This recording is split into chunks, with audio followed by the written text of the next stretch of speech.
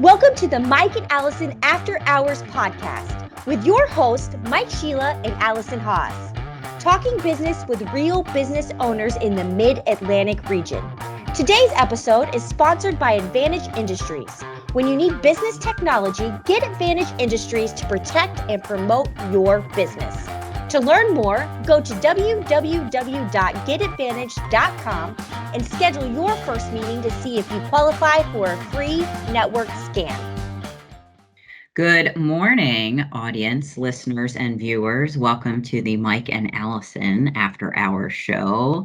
And surprise, I'm leading. It's Allison Haas, your host, and mshelah, my always passionate and always purposeful co-host. Look Wonderful. At that with my adjectives finally. How are you, Mike, this morning? I love it. Thank you so much, Allison.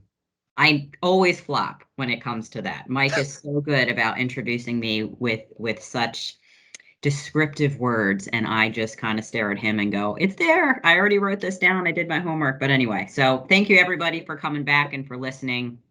We appreciate your patience as we work through episodes, and we have a few really exciting ones coming up, including today with Miss Gloria Larkin, which we will get to. But first things first, we are still giving away Mac Darby's The Divine Comedy of Sales book. I think for nothing less, buy it for the title, right? I know I certainly Agreed. am. But you can comment, share via audio or YouTube. We're on LinkedIn. We're on all the social platforms.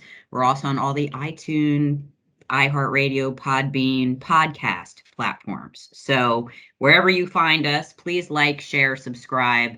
And that's how you get entered the opportunity to win that book. So without further ado, today, again, we have Gloria Larkin, who is the president and CEO of TargetGov, government contracting company that's been in business since 1997.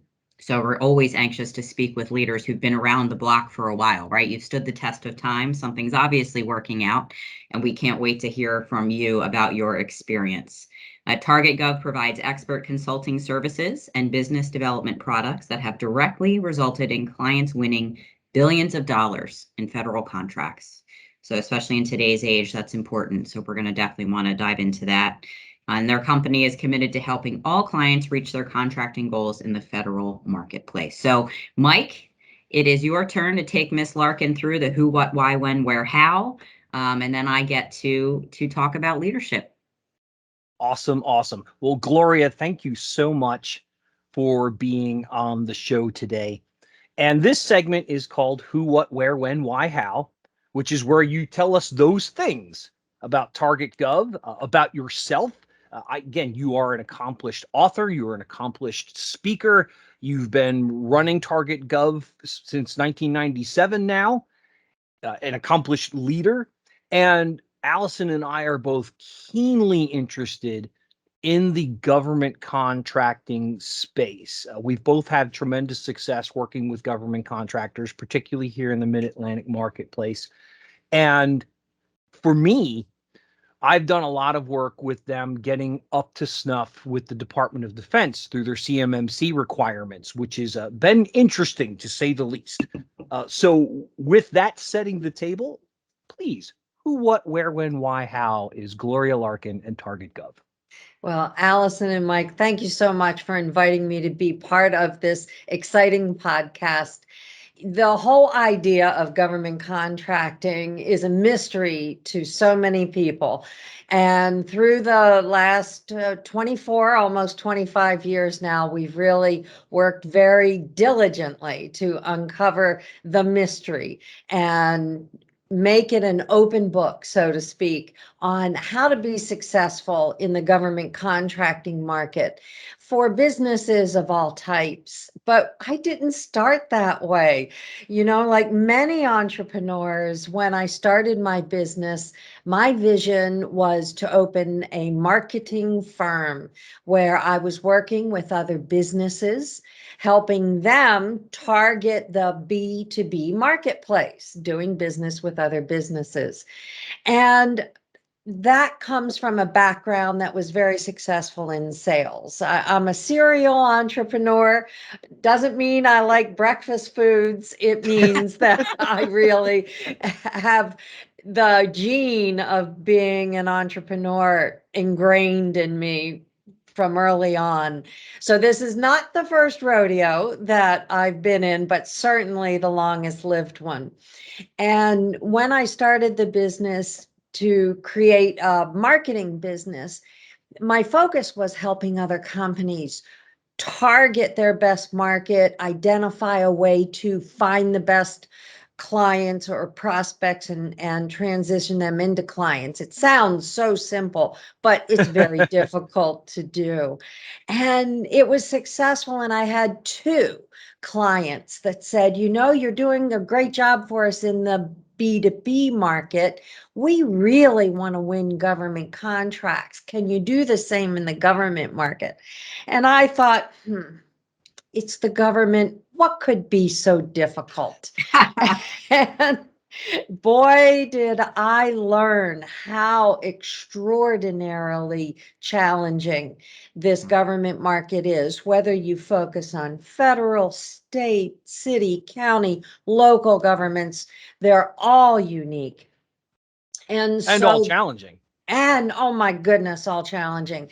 That's an understatement of the year. Different language, different rules, different regulations. It just is its own unique world, but potentially extremely profitable.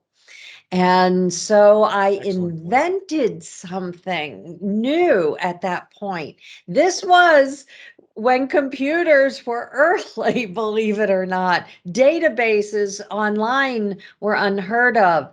And so I created the first online database of decision makers, people's names, addresses, emails, phone numbers, all of those people that you wanted to sell to, whether you were selling services or products.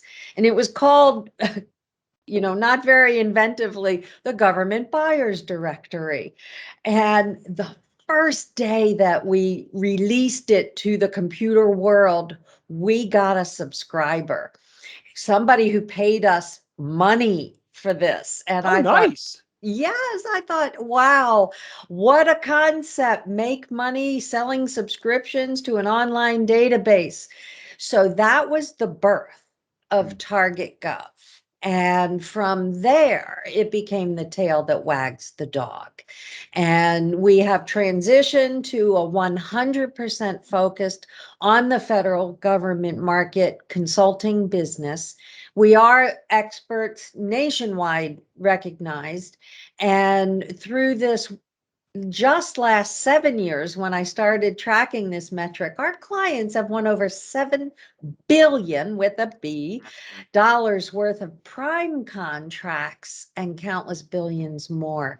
So I'm very happy to say that we really have, we do live, eat, and breathe. We believe what we're working on. We work hard to stay at the leading edge of what's going on in the federal government marketplace. And as I take a breath and give you a chance to ask a question, I'm just very happy to say that we're able to help so many different kinds of businesses here in the Mid-Atlantic, but also nationwide. And we're even working with international companies. Fantastic. So two things. First, you get a gold star for making the serial entrepreneur joke, because I have identified several of our previous guests as serial entrepreneurs, and I never once thought to make that joke, and that is totally a Mike Sheila dad joke. So gold star to you for that.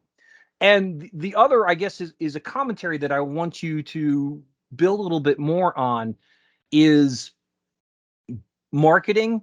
We went through this conversation on our last episode. Good marketing is exceptionally hard, and finding clients is exceptionally hard. That's what Allison and I spend the majority of our time doing for our respective companies, is finding clients.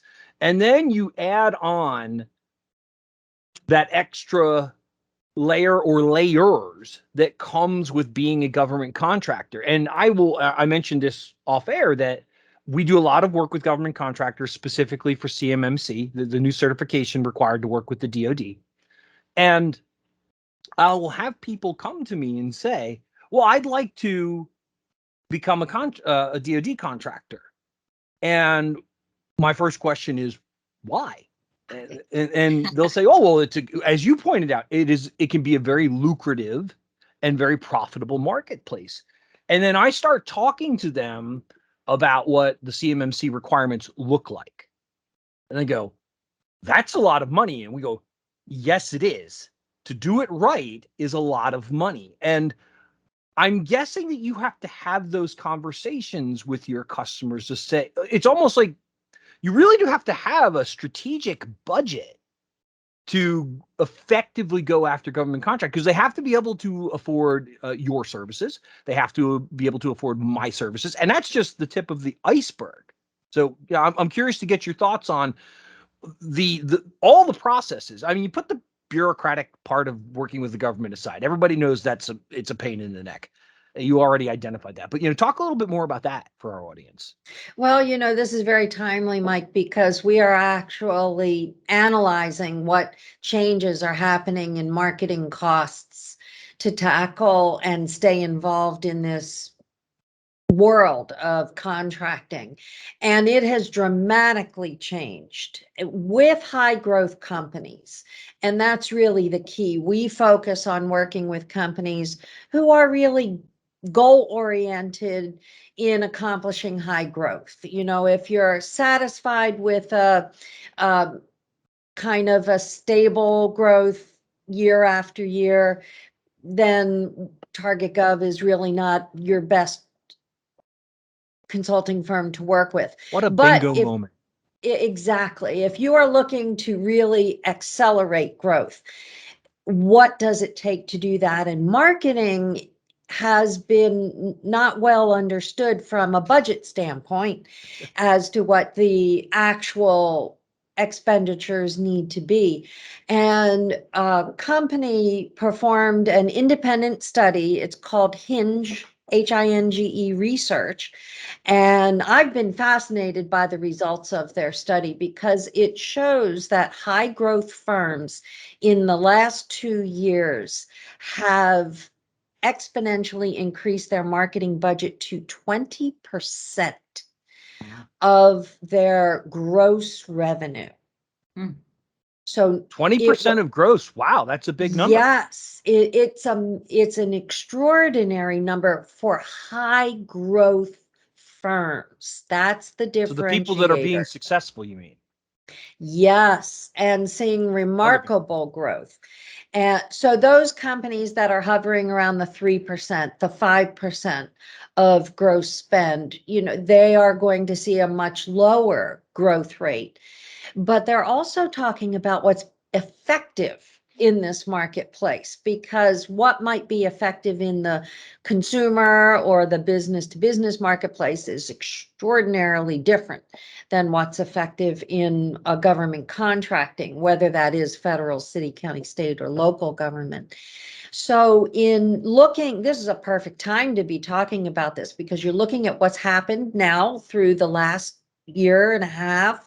We're winding down to the second year now in COVID. Who would have thought? But this government contracting market has exploded. It went from $550 billion spend to over $700 billion spend. That's a big uptick.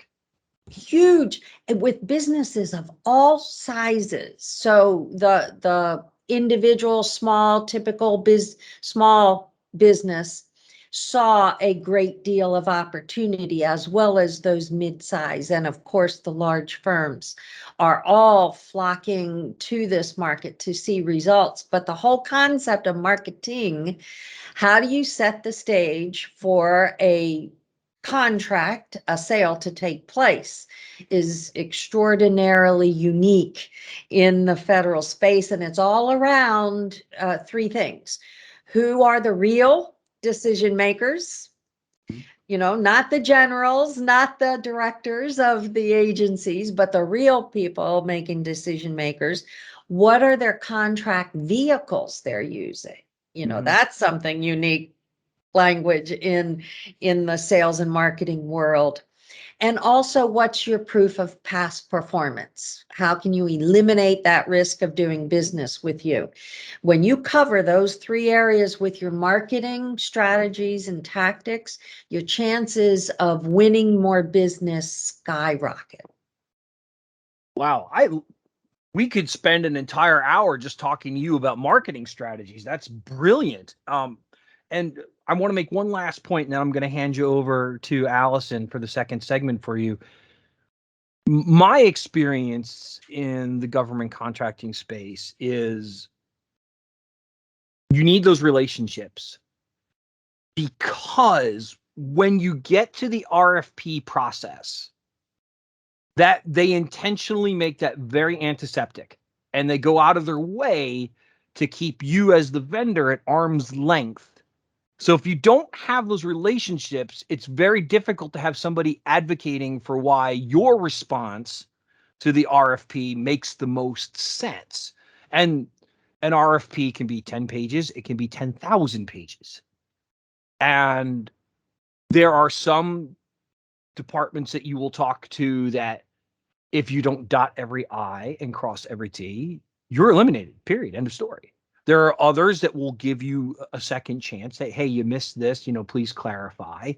But that I think that gets back to that relationship. And from what I just heard from you is it really does start with the marketing to make that entity feel like this organization is in alignment with our goals. So give me your thoughts on that, because I love where you were going there.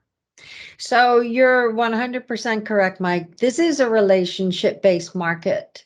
Absolutely. It depends on who knows you, who trusts you, and who likes you. That relationship basis is human. That's how we all do business with each other. However, something dramatic has happened, and this is literally at the bleeding edge. What I'll be telling you right now is not well understood, and it's one of the reasons why our clients are so successful. Did you realize that as of last December, over 43% of decision makers retired out of the federal government? Wow. Baby boomers, gone. They're gone. They're not being rehired. So the government, the federal government specifically, now that I'm talking about, they must contract for hundreds of billions of dollars with 43% fewer people. So what they are transitioning to, and this is going to be a shocker, is using artificial intelligence and data scraping tools in order to find the contractors who can do exactly what they need. Wow. So if you have companies doing program management, well, what does that mean? Are you managing a submarine program? Are you managing a spacecraft program? Are you managing HR? So it's not enough to say we're program managers or project managers, or it's not enough to say we offer IT services or architecture. You have to use the exact keywords Be concise. In their terminology. So if you're working for NASA, they'll use different keywords than DISA will. If you're working for Health and Human Services, their keywords and phrases are different from the Coast Guard. So we have understood this need to satisfy these data scraping tools. And this means that the decision makers, the few that are still there, they're using these tools to find the short list of the people that they want to spend time building relationships with. So that relationship building is not gone. It is actually becoming more elusive. It's evolved. And yes, it has absolutely evolved. And this is why this is a perfect timing to be talking about this, because as the government makes this shift into these data scraping tools and artificial intelligence tools, we cannot lose sight of the relationship building process and the marketing that's involved in building that trust, that transparency, the proof of past performance. So all of those marketing tools and processes become even more critical to your success in this market. Wow. Gloria, that was nothing short of a revelation. So thank you for sharing that. Before I hand you back to Allison, how do prospective government contractors get in touch with you, get in touch with TargetGov? What are the best connection portals to reach out to you and work with your organization? Our website is the best portal. We are the only TargetGov in the nation. So yes, it is branded, trademarked, licensed. And so targetgov.com is how you get in touch with us. While we are located here in the Mid-Atlantic, geographically, we do business with companies throughout the United States and internationally as well. So we welcome all inquiries from sizes of businesses that are the large multinational to the independent business owner themselves. I'd look forward to hearing from you if you have a question about government contracting. Wonderful. Gloria, thank you so much. Allison, take it away. Thank you, Gloria. I'm like, where do I even start? There's, we could talk the serial entrepreneur, and the sales side of that, right? The marketing side. I would love to hear about your books, but I really want to hear about the we, right? The we at TargetGov. Who's underneath of you, and what does your team look like? How are you tackling the market and doing these things for your clients that you've been sharing with us? So the we is an extraordinary core team, and we are actually going through some fabulous transition and growth right now, which I'm very super excited about. And as much as our company is core to other businesses' success in the federal government, we struggled for a long time on how to grow our company. We stayed at a very comfortable, small boutique consulting firm, and we've been demanded to grow by our market, and we had a challenge in how to do that. So we searched literally for years for some guidance, some help in growing our own business. And we actually have embraced with full arms a system called Entrepreneurial Operating System, EOS. I don't know if you've Traction. heard. Yep. Fantastic. Where is it? My favorite book We'll put is a video around here clip of it. somewhere. We're a traction company as well. You are? So there you go. Yep. There we go. So we have, we love the fact that it's given us a very definitive language with which to talk about our business that we all understand and we're all on the same page. That sounds so basic, but different phrases mean different things. And if you're not all on the same page, your leadership is floundering, and we are on the same page. We have a group of core values that really define our company. And it defines whether or not an employee will be successful in our company, which is sometimes a challenge when we realize we have folks who do not embrace the core values of the company that have been developed over these 24 years. So that whole idea of leadership growth in our company, we see ourselves growing our big, hairy, audacious goal of 25 million in 10 years. We see it coming, and we are on our way to it. That's great. That's great. So clearly you're an expert in your field. We've established that. Do you have right and left hands at TargetGov that help the team follow your lead? Because when you have one expert, sometimes they get isolated, right? You're in your own silo. But so how do you transcend that information and leadership to the rest of your team members? Absolutely right hand, left hand, absolutely teamwork, because while I am the visionary in the business, that has limitations. Sure. I hate accounting. So with our consulting side of the business, honestly, this was a real extraordinary, dramatic, awesome change for me, because that was the core of why this business is in place, and it came out of my head into the rest of the team.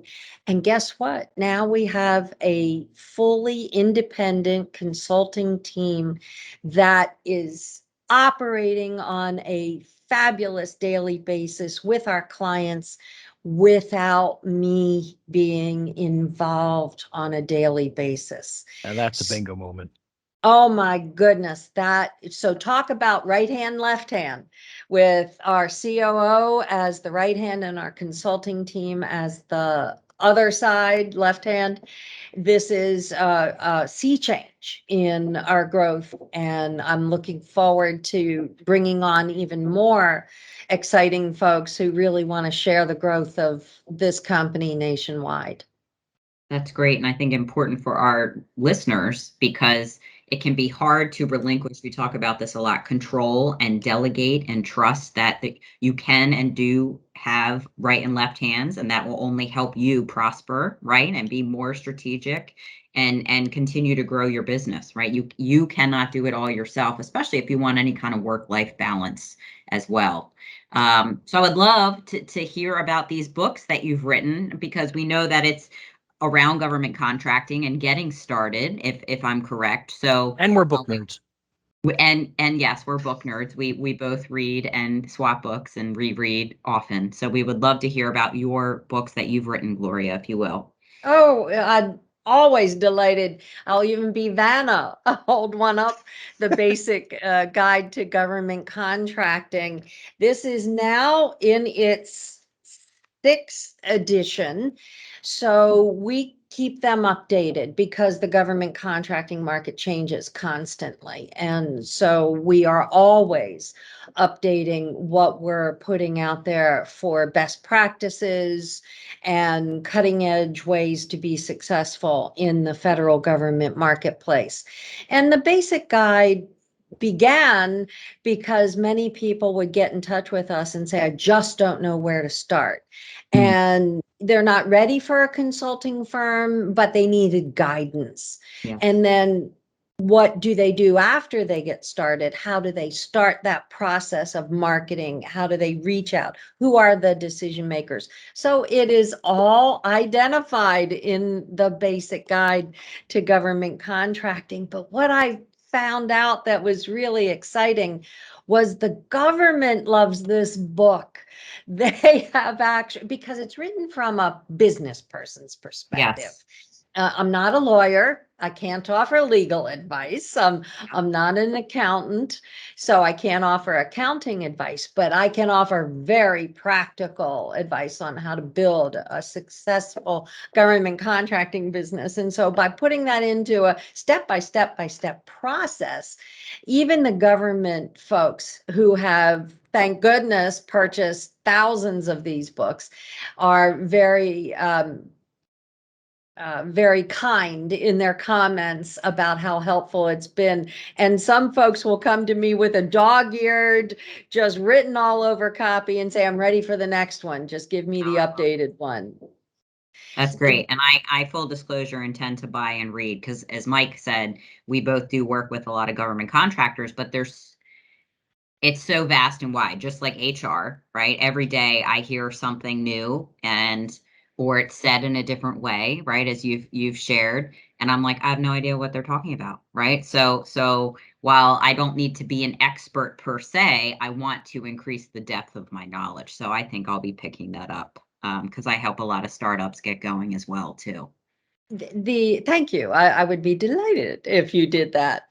And the second one is actually the Veterans Guide. And this book actually was the first one that was written, and it's near and dear to my heart because when veterans start a business or they have a business and they want to do business with the federal government, I think that there is a natural match there. for their service, their dedication. And there are no better people to work with that are goal-oriented, Absolutely. mission-focused. They understand do-outs and what is required to get something accomplished. And so this Veterans Business Guide has been more than a labor of love. It has been an honor to be able to provide this to veterans. And we've worked with over 1,700 veterans in the last 10 years in helping them be successful in the federal space. So that kind of involvement is something that I look forward to every day. I love that. And I think that's a great bookend to our show with you, despite wanting to talk forever. Just showing up and being willing to serve and having purpose in that. And I think you just shared a bit of the heart behind it and the passion. And I think to be successful and withstand the ups and downs of business, you have to have your feet planted in some level of service and aptitude and want to make a difference, right? So not just make all the money, right? So I really appreciate hearing that and agree with you wholeheartedly. So thank you so much for your time. Mike, final thoughts before we let Miss Larkin go. Absolutely wonderful, absolutely fantastic. And Gloria, I will be reaching out to you again because I have another idea for a government contracting focused panel discussion for you and a couple of my other partners to have. And I think you would bring tremendous insight to that conversation. So thank you so much for today. We this has been fantastic. Oh, it's my honor. Thank you for inviting me. I'll look forward to staying in touch with you both. And here's to everyone's success. Thank you. Have a great day. Thanks, Gloria. Bye. We made it. You never know what you're going to get from a guest. And boy, did she deliver the goods. I have so many questions for her. Because yes, we both share, we work with government contractors. And so more than right now, especially with the last 18 months, 20 months, however many freaking months we've been enduring this, I hear the hardship side, not they've increased spend by $150 billion, or I'm just fascinated the marketing spend of those high growth clients of hers, and the research aspect. I'm sincere. I'm going to get some books and I want to dig into some of that so I understand. Not to tell people they're lying when they tell me that things are hard, because I don't think that that's true, but just to have some insight behind and maybe steer people in a different direction. Maybe they're barking up the wrong tree for their business. So I'll respond to that with two things. I too shall get those books because I think they tie in directly to so much that I do on a daily basis, particularly with the government contracting space. And the key piece to what she said is those statistics are coming from high growth companies. Now, you and I talk offline a lot about what's going on in our respective businesses. And we, as I mentioned, we're an EOS company. We follow Traction. And for our listening audience, if you have not read Traction, go add that to your list. It's absolutely worth reading as a business professional. Absolutely, particularly if you're in a leadership role with your company. But one of the things that our outside consultant said to us is most of the ordinary companies in your industry are just following the status quo. And they're the ones that are complaining, oh, money's tight. I don't have this. I don't have that. But the extraordinary companies, the companies that are making an investment in themselves, those are the ones that are making money. And I think I've told you this, that last Friday we had our quarterly company meeting where the president, Keith, talked to everyone. So half of us were in person, the other half were virtual, because there's so many of us now we can't safely fit in the conference room anymore, which is a great problem to have. Yeah. But he was telling our story, and I came on board with the company just over 2 years ago. So I got to see where we were 2 years ago. And he talked about the year over year growth that we've had from a revenue standpoint. And it's been significant. It's been a big number. You know, when I first came on with the company, we were just about a $4 million a year company.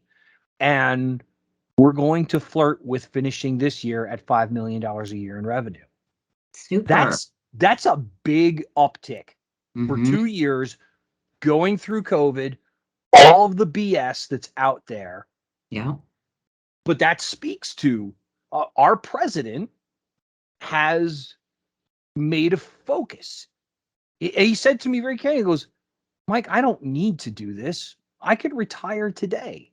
I want to do it. Mm. I want to serve. I want to make the marketplace better. I want to make companies better.